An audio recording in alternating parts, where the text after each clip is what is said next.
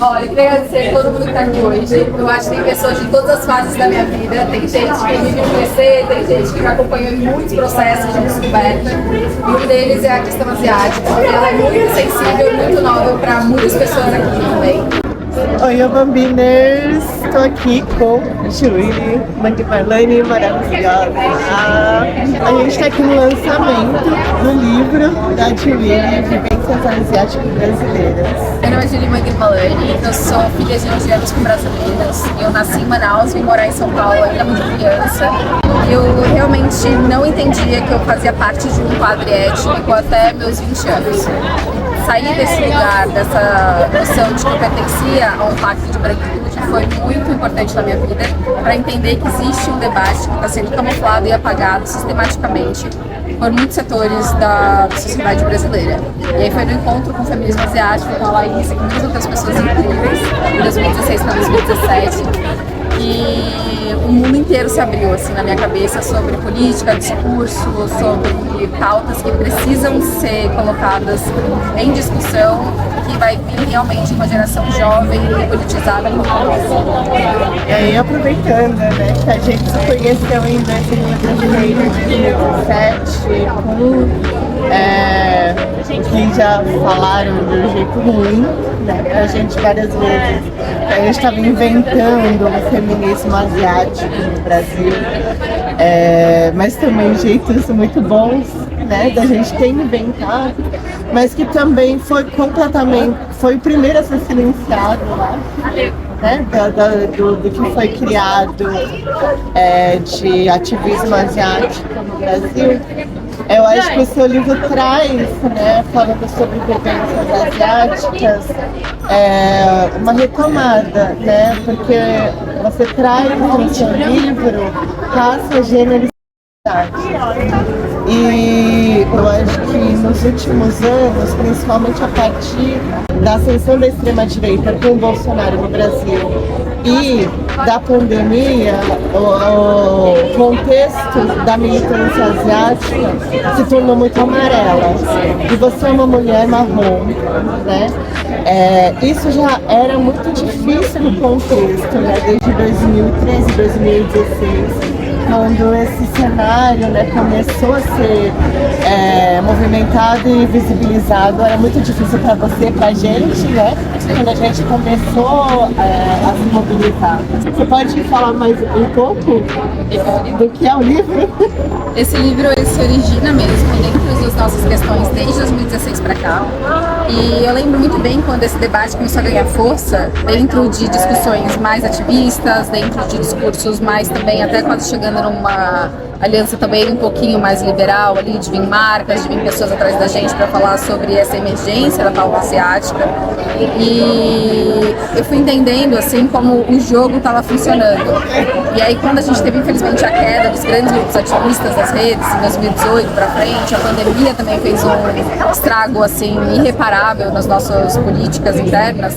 Eu me vi muito necessitada de uma pesquisa um pouco mais concisa. E aí essa editora, Amanda Saia, veio conversar comigo e falou assim, nossa, você participa de muitos locais, de, tipo, desde podcasts, desde escrever artigos, ser mencionada em muitos lugares, nós todas somos, né, as pessoas que fundamentaram esse primeiro ativismo asiático. Você não gostaria de escrever um livro? Eu acho que você tem um didatismo e uma generosidade interessante para esse processo. E aí no começo era uma pauta mais marrom, centrada, e eu falei para eles, olha, eu amaria, só que ainda é muito nichada e muitas pessoas marrons não se entendem racializadas também. Então eu acho que precisa de um livro mais introdutório. Só que na pesquisa, que era para falar de feminismo asiático, eu fui entendendo que não adianta falar de feminismo se as pessoas não entendem nem o que é raça.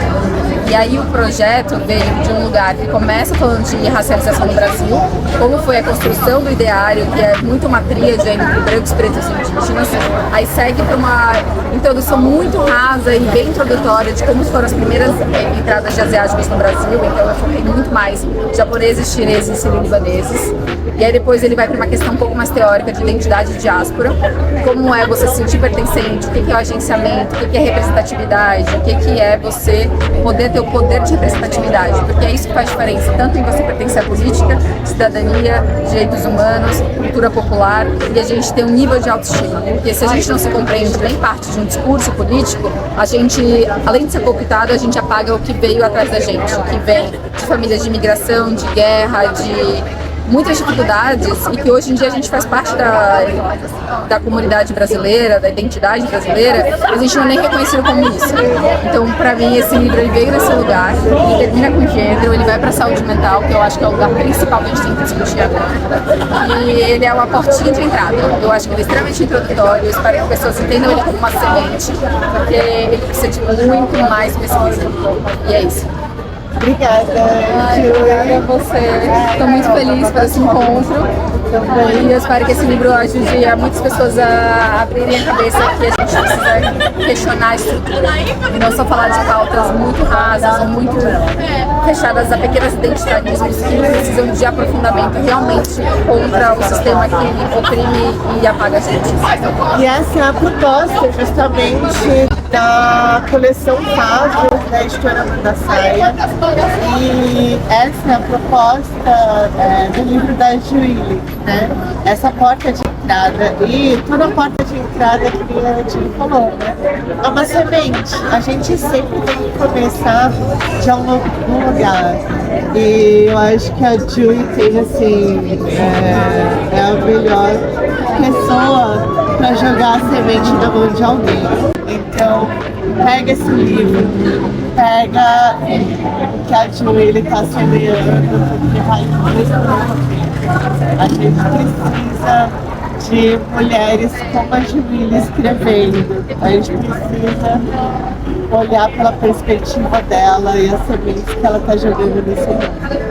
Então é isso. Obrigada, Juíli, pela sua generosidade.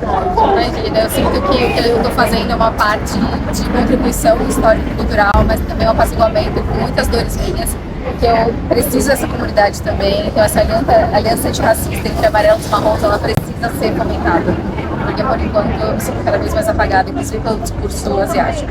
Então, eu acho que isso aqui é muito incrível, eu estou muito feliz de estar aqui. Eu tenho certeza que a gente já vai contribuir em muitos lugares. Laís, muito obrigada. Obrigada a vocês. E esse livro abra portas e que a gente converse em muitos outros lugares também. Vocês estejam sendo